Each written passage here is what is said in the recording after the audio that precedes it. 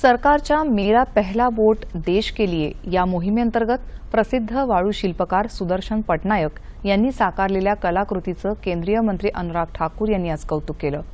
ही मोहीम देशाच्या कानाकोपऱ्यात पोहोचली आहे आणि लोकशाही प्रक्रियेत सहभागी होण्यासाठी नवमतदारांचा अभूतपूर्व उत्साह दिसत आहे, असं ठाकूर यांनी म्हटलं आहे। तरुण आणि पहिल्यांदाच मतदान करणाऱ्या मतदारांना मोठ्या संख्येनं मतदान करण्याचं आवाहन करणारं वाळूशिल्प सुदर्शन पटनायक यांनी ओदिशातील पुरीच्या समुद्र किनाऱ्यावर साकारलं आहे। देश के दीवाने दो हमसे कोई टकराना नहीं, आवाज यही, अधिकार यही, आजादी का पुरस्कार यही।